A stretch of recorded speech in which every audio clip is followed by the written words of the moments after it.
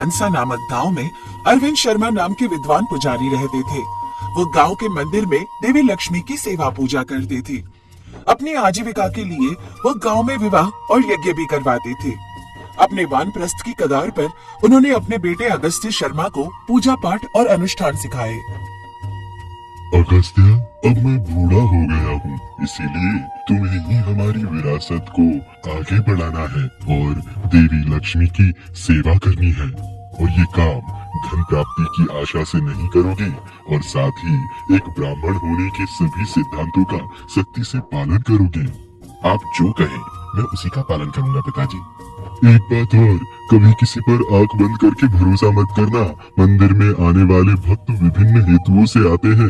जब तक कोई आपसे कुछ न कहे तब तक उस पर ध्यान मत देना।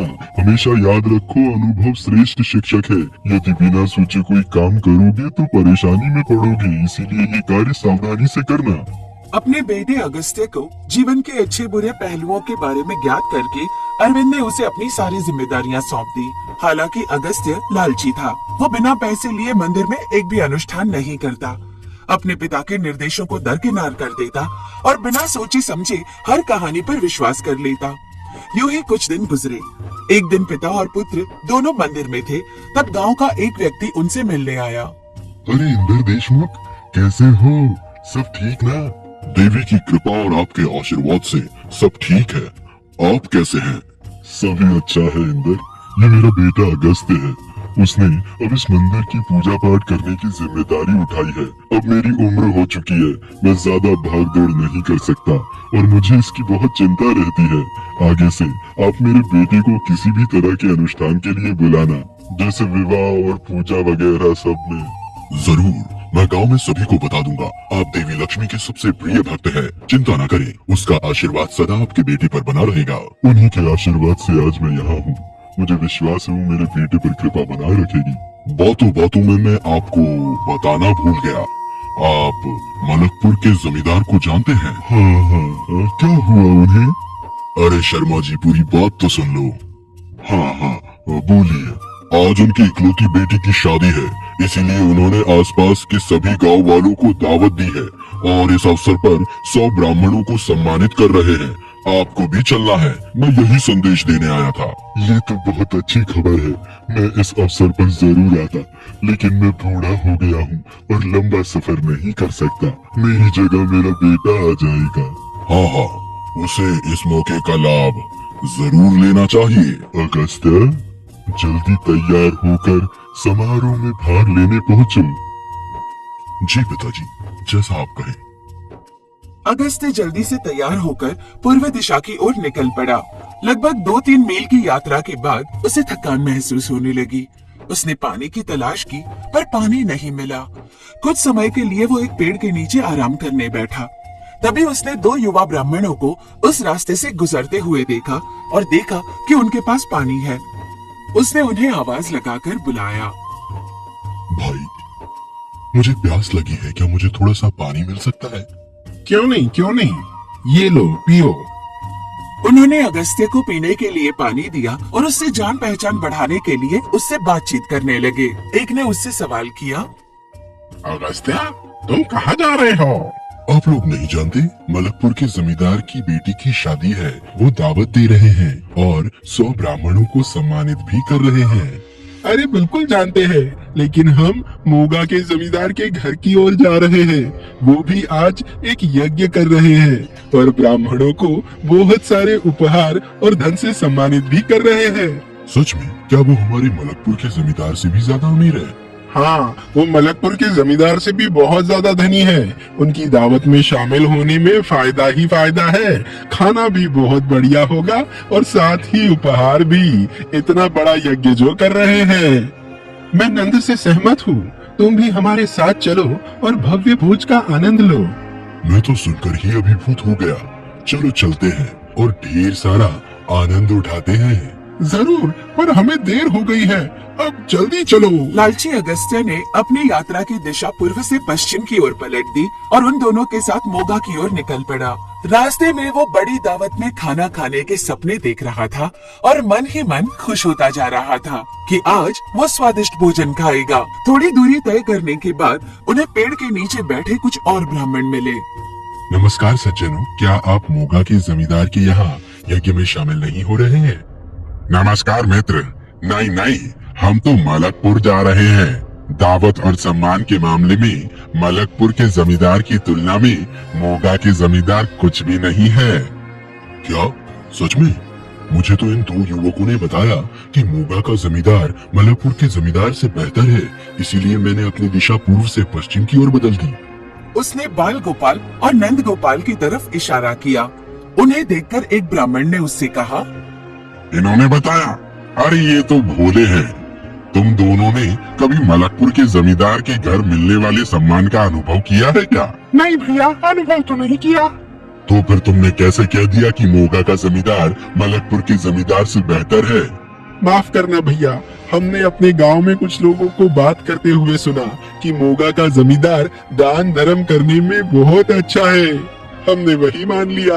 हे भगवान, और तुमने इसको वही आधी अधूरी जानकारी दी और तुमने भी बिना सोचे समझे इन दोनों की बात पर विश्वास कर लिया। उनकी बात सुनकर अगस्त्य गहरे विचार में खो गया, पर अगले ही पल बोल उठा, इन युवकों की बात पर विश्वास करके अपनी यात्रा की दिशा बदलना मेरी गलती थी, पर अब भी देर नहीं हुई। अब भी कम से कम मलकपुर के जमींदार के घर भोजन का स्वाद चख ही सकता हूँ, भले ही उपहार न मिले। अपनी गलती पर पछताते हुए अगस्त्य फिर से मलकपुर जमींदार के घर जाने के लिए पूर्व दिशा की ओर चल दिया। जब वो आधी दूरी पर पहुंचा, तब दोपहर हो चुकी थी। वो जिस रास्ते से गुजर रहा था, वहाँ उसे उसी के गांव के दो ब्राह्मण मिले जो मलकपुर से वापस घर लौट रहे थे। अरे भैया, आप यहाँ कैसे? कैसे हो अगस्त्य? हम तो मलकपुर के जमींदार के यहाँ से आ रहे हैं। उन्होंने सभी के लिए दावत दी थी और 100 पुजारियों को सम्मानित भी किया। हमने तुम्हें वहाँ नहीं देखा। तुम नहीं आए थे क्या? मैं वही आने के लिए निकला था, लेकिन बीच रास्ते में कुछ बाधा आ गई, इसीलिए मुझे थोड़ी देर हो गई। वैसे दावत कैसी है? अरे क्या बताएं, दावत तो बहुत शानदार थी। कई तरह की पुरिया, कचौरी, समोसे, रसगुल्ले, रबड़ी, खीर और रसमलाई। इतना खाया कि लगता है अब तो पेट फट जाएगा। हम घर वापस जा रहे हैं, चलते हैं। उनकी बातों को सुनकर ही अगस्त्य के मुंह में पानी आ गया। उसने फैसला कर लिया कि अब वो जल्द से जल्द दावत में खाना खाने के लिए पहुंच जाएगा। वो पछताकर बोला, अपनी मूर्खता के कारण उपहार तो खो दिया। कम से कम स्वादिष्ट भोजन कर लेता हूँ। आपकी बातों से भूख और बढ़ गई है। मैं जाता हूँ। कहाँ जा रहे हो? भीड़ इतनी थी कि खाना तो पहले ही खत्म हो चुका है। ये सुनकर अगस्त्य पूरी तरह निराश हो गया। ये सब इसीलिए हुआ क्योंकि मैंने उन युवकों की बात सुनी।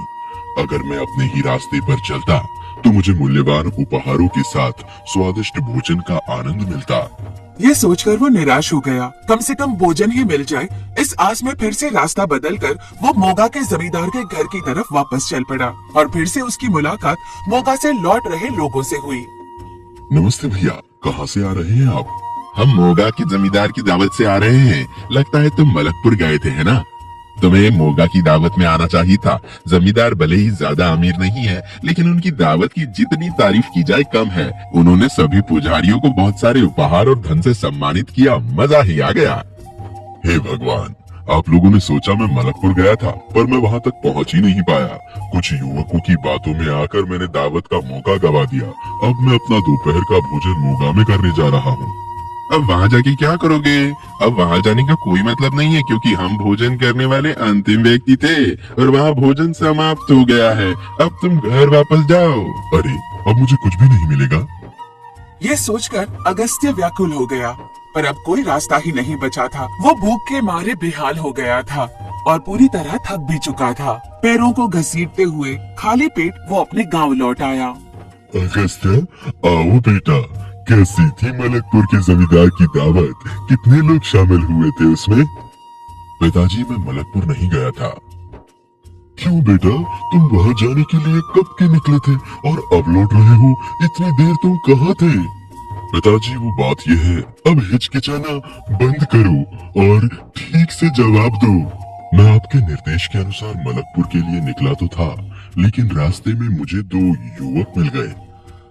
अगस्त्य ने अपने पिता को घटनाओं की श्रृंखला सुनाना शुरू कर दिया।